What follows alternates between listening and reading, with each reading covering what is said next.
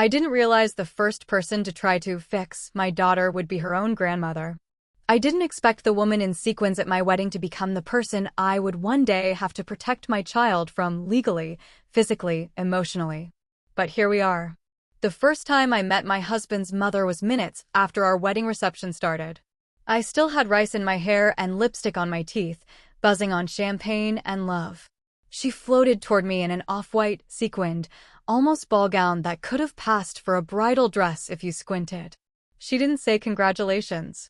She didn't hug me. She stared at my hand in Zach's and said, "You'll never know him as well as I do." I laughed because I thought it had to be a joke. Then her eyes narrowed like I'd insulted her. I pasted on my best smile and said, "I'll get to know him in my own way." She didn't answer. She turned and drifted toward the buffet like a queen dismissing a servant. Zach saw my face and came right over. "Do you want me to have her escorted out?" he asked. He meant it. I shook my head. No drama. I was stubbornly hopeful we'd get along eventually. My parents had me late in life. They were already gone. I wanted my future kids to have a grandmother.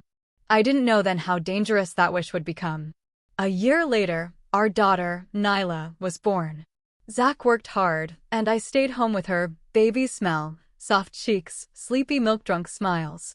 We were in it together. We were happy. We were careful, too, because at 11 months, we learned the thing that could turn our world inside out: peanuts. Deathly allergic.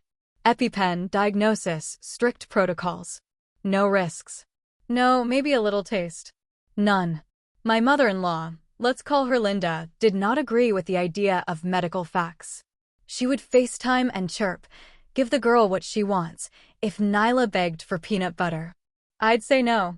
Linda would sigh, "You're raising her too fragile." And on the screen, I'd see my daughter watch me and wonder why Grandma thought I was the problem. When Nyla turned 4, we sat at the kitchen table writing invitations in pink crayon.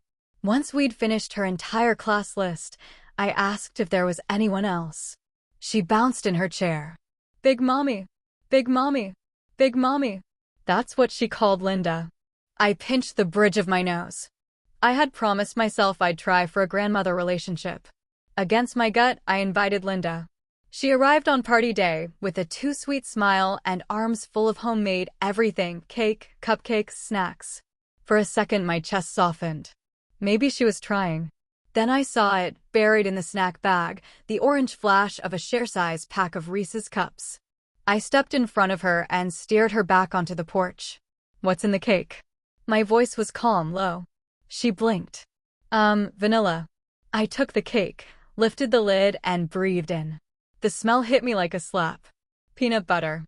You can leave all of this in the car and come in empty-handed, or you can go home," I said. She tried to push past me. I braced the door with my shoulder and didn't move. I think it shocked her that I didn't fold. She retreated to her car and came back empty-handed, lips pressed thin. Fine. We would salvage the day. I didn't tell Zach. I didn't want Nyla's birthday to turn into another Linda show. For a while, it was perfect. Kids in paper crowns, music too loud, pink wrapping paper everywhere. Then Nyla coughed. Just once. Then again. In 30 seconds, she was red, clawing at her throat. I went cold. I grabbed the EpiPen. I dialed 911. The room blurred with other people's opinions. "What did you do?" Linda shrieked like a siren in my ear, but she was already just static. The paramedics worked fast. Nyla stabilized. "Exposure to peanuts," they said. Someone gave her something. Every mother's eyes turned to me, searching for a villain. A few hours later, the parent group chat removed us. My phone lit up with texts: "Not safe, not coming over, can't risk it." I cried into Zach's chest until I couldn't breathe. He blocked his mother on everything. He promised she'd never get near us again. I wanted to believe him. The next morning there was a knock at the door. Child Protective Services. The woman who stepped inside didn't bother with hello. Tattoos sleeved her arms. Her face was shiny and overfilled. Her expression said she'd already decided who I was. She went straight to my kitchen and flung cabinets open like a game show host. "What the actual?" She stopped when she saw the jar on the very top shelf. "It's my husband's," I said, hands up, voice shaking. It's stored up there. I never handle it without washing my hands. Nyla can't reach it. She clicked her pen. And yet your daughter had an allergic reaction. At her party, I said. Someone gave her peanuts. Someone, she repeated, and wrote something like a sentence in a murder mystery where the detective already knows the killer. She prowled through my house like she was auditioning for a reality show, checking expiration dates in the medicine cabinet, opening the washing machine, side-eyeing a stuffed unicorn on the floor. Is this how you normally keep your home? My daughter plays here, I said through my teeth. She handed me a bent business card. We'll be in touch about next steps. In the meantime, consider whether this environment is appropriate for a child with special medical needs. I called Zach. He came home immediately, tie askew, face gray. We sat shoulder to shoulder on the couch, breathing in the same dread. It was her, I said. Your mom. She called them. She wants Nyla taken from us. Over my dead body, he said, already dialing a lawyer. That night, we hovered over Nyla's bed, watching her chest rise and fall like a fragile tide. I replayed the party. Who had access? Who had the motive? Only one person brought peanut products to my door and told me to my face I was too fragile. The next morning, a mom from the class texted, I saw your Amael give Nyla something from her purse when you were cutting cake. My hands shook so badly I dropped the phone. I showed Zach. He went white. My own mother, he whispered. She could have killed our daughter. We documented everything, screenshots, texts, timelines, photos of the peanut butter stored at the ceiling, a video walking through our protocols, wipes by the door, no peanut snacks inside, EpiPen locations, school notes, doctor letters. Our lawyer said, keep going. Build the record. I also started a log, what Nyla ate, what we did, who we saw. It felt paranoid. It felt necessary. 3 days after the CPS visit, I dropped Nyla at preschool. The teacher, Miss Amber, barely met my eyes. A mom I usually chatted with suddenly had to make a call. Nyla tugged my sleeve. Why is everyone being weird? Sometimes grown-ups forget how to be friendly, I said, straightening her tiny backpack. At pickup, Miss Amber handed me a plain white note. Real moms protect their kids. My skin prickled. We called the school to ask how a note got into my child's cubby. The director promised better security, tight smiles, gentle words. Then, at the park that weekend, I noticed a silver Lexus idling across the street. Linda. Watching us. When Zach strode toward the car, it glided away. Later, a voicemail on our landline. Since you won't let me see my grandbaby, I have to make sure she's okay. That playground looks dangerous. CPS might be interested in your negligent choices. The sweetness in her voice stuck to my skin like syrup. Monday, the school called. Me had phoned to authorize an early pickup for a surprise trip. The receptionist didn't buy it and called my cell. The security camera was down by coincidence. My knees went weak. Someone tried to take my daughter. We pulled Nyla from preschool that night. Zach arranged to work from home 3 days a week. I planned to homeschool for now. Losing her friends crushed me. Losing her safety was not an option. We went to a park across town. A woman approached me, uncertain. Are you Sarah? I got an email about a dangerous mother at this park, with your picture. Said you give your kid peanuts even though she's allergic. The air left my lungs. That's a lie. Who sent it? Some mom group, she mumbled, already backing away. Other parents watched, whispered. I packed up and left, hands shaking. At home I dug into local mom groups and found it, my kitchen, zoomed in from outside our window, a jar blurred on the top shelf. The caption, under CPS investigation. The comments, poor child, unsafe mother, somebody do something. She's isolating us on purpose, I told Zach. She's poisoning every well. Invites dried up. One mom called to uninvite Nyla from a party. We heard things. We can't risk it. Nyla cried and didn't understand. I held her while she fell asleep and stared at the ceiling, awake and vibrating with anger. I looked up the CPS worker's name, found her professional profile, then her social connections. There it was, an indirect link to Linda, same networks, recent connection. I built a fake profile. I watched their public interactions. I took screenshots of the CPS worker bragging about a referral from her network. I didn't have proof of collusion, but I had smoke. I was starting to see the fire. One night, eggs exploded against our front door, yellow sliding down the glass like someone had thrown our piece against the house and it didn't stick. Mr. Peterson across the street watered his lawn and called out, "Silver car." Older lady. 2 in the morning. We both knew who. Zach drove to confront Linda. When he came home, jaw tight, he said, she cried and said we're alienating her. She's filing for grandparent visitation. Can she do that? She can try, he said. Our lawyer says it's rarely granted without an established relationship or a deceased parent. That's not us. Then the official letter arrived. She'd filed. Her petition listed the peanut incident as evidence I was unfit, cited the CPS visit, and claimed we pulled Nyla from school to isolate her. I stared at the words until they didn't mean anything. She's rewriting reality. We built our case. Our pediatrician wrote a letter on letterhead confirming Nyla's severe allergy and our diligence. Zach's employer confirmed his work-from-home arrangement for safety. We printed the screenshots of the CPS connection. We organized the text from the mom who'd seen Linda pass something from her purse. The night before court, I was cleaning up crayons when I found a drawing. A tall figure labeled Big Mommy, holding a bottle labeled Magic Drink. A smaller stick figure me with tears streaming down. What's this? I asked Nyla, heart pounding.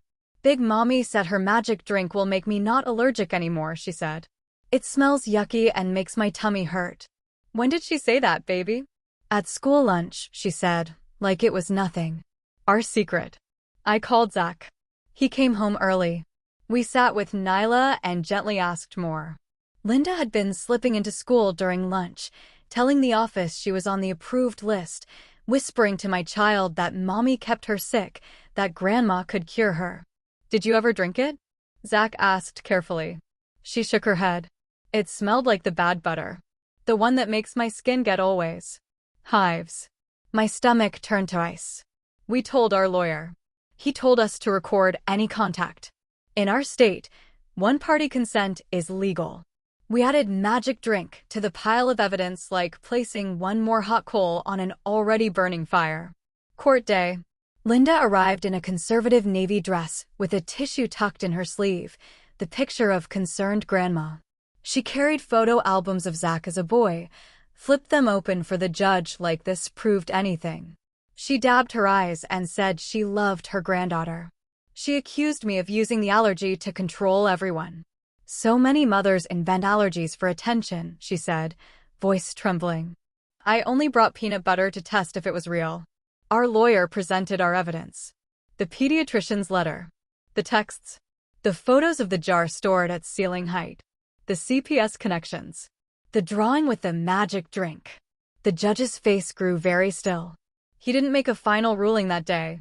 Instead, he ordered supervised visits once a week with a court-appointed monitor. My stomach dropped. I had wanted a clean break, but at least someone would watch her. The first supervised visit, Linda was sugar-sweet. Presents appropriate and wrapped in pastel paper. She played patient games, said all the right things. But in the tiny moments, she couldn't resist the knife. Grandma knows best, she told Nyla with a smile. Mommy's rules are a little strict, aren't they? The supervisor, Carla, seemed charmed. I don't see any reason for concern, she said after the second visit. After the fourth, she wrote a report suggesting relaxed supervision. I felt the floor under me tilt. I needed proof, not drawings. Not my word. Proof that showed who Linda really was when the audience left. So I made a plan. The next weekend, when Linda brought Nyla back, I kept my phone recording in my pocket. I waited until Nyla toddled inside with Zach. Then I said, casually, Nyla mentioned a magic drink. Linda's smile froze. Oh, that's just a game, she said lightly. Kids and their imaginations. She says you told her it would cure her allergy. Linda's eyes sharpened.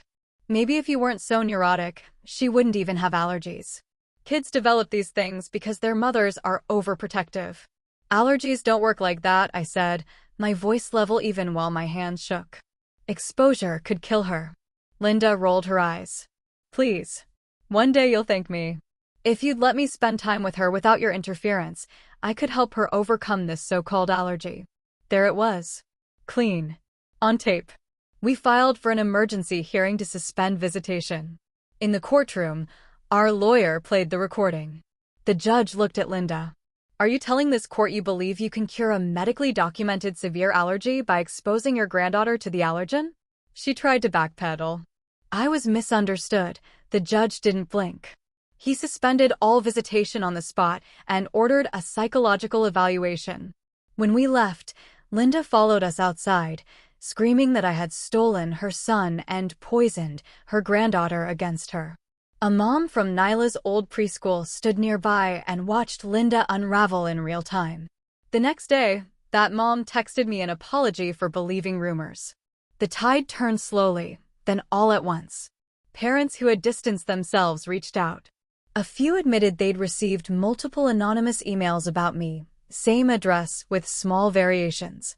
We traced them back to Linda and added that to the file. For a week, silence. Then it got worse again. Screenshots pinged my phone from a private mom group, posts by Sarah's concerned friend, claiming I had Munchausen by proxy and was poisoning Nyla for attention. The fake account took the bait when I messaged from a burner. I have information about the Thompsons. I'm actually Nyla's grandmother, the account wrote back. I'm trying to protect her from her unstable mother. We filed for a restraining order based on harassment, stalking, and threats to a child's safety. The judge granted a temporary order, hearing in 2 weeks. At the grocery store, a mom from our old preschool stopped me in the cereal aisle to say she was sorry. Linda came to our book club, she confessed. When someone mentioned seeing her screaming outside court, she snapped, said she'd save Nyla one way or another. The woman shivered. It was scary. We brought that statement to court, too. Restraining order day. I wore the steadiness I had left like armor. Our lawyer walked the judge through the timeline. The peanut incident and paramedics. The CPS visit. The school pickup attempt.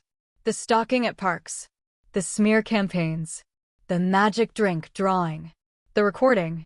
The receipts, literally, because our lawyer produced a credit card charge for peanut butter on the day before one of her supervised visits. Linda's lawyer tried to paint me as unstable. He brought up postpartum anxiety from years ago. The judge wasn't impressed. When Linda took the stand and said, I was metaphorical, and kids need tolerance, the courtroom went quiet enough to hear the fluorescent lights buzz. She slipped. She said the words, special snowflake conditions. Even her attorney looked like he wanted to crawl into his briefcase. The judge didn't waste breath. He granted a permanent restraining order. No contact with me, Zach, or Nyla by any means. Stay 500 feet away from our home, school, and anywhere we were present. Psychological evaluation before any reconsideration. He spoke slowly and clearly. This court takes threats to children very seriously, especially when those threats come from family members who should be protecting them. Linda erupted, then stopped when the judge warned her about contempt. Zach and I walked out holding hands like we were keeping each other from floating away. We picked up Nyla from my friend Anna's. She ran to us holding a new drawing, just the three of us, huge smiles, our house behind us. That night we sat on the porch with cheap wine and quiet. I never thought it would come to this, Zach said softly. My own mother. I tried, I said. I really did. I know, he said. This is on her. We decided to move, not far, just far enough. New house in a nearby town. New preschool with strong security and a nurse who knew EpiPens like second nature. We told almost no one our new address. On moving day, I fell in love with the kitchen, bright counters, clean lines, space to make safe meals without feeling like I was running a battlefield. Nyla fell in love with her pink bedroom. Zach looked lighter. The doorbell rang and my heart jumped into my throat, then melted when the camera showed a couple with a little boy holding a welcome basket. We heard there's a peanut allergy, the note said, so everything is nut-free. I almost cried at how ordinary and kind that felt. Months passed. Peace, mostly. Nyla thrived. She learned to write her name in loopy letters. She came home with glitter glued to everything she owned.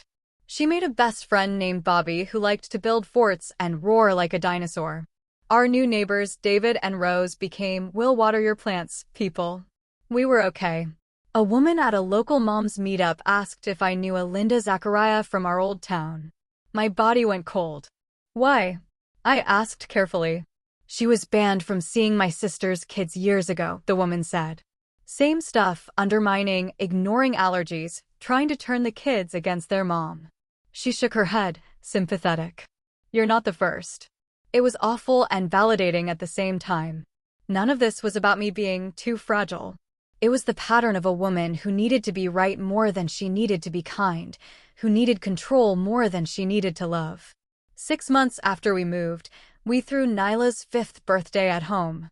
Pink balloons everywhere. A cake I baked myself, labeled and safe.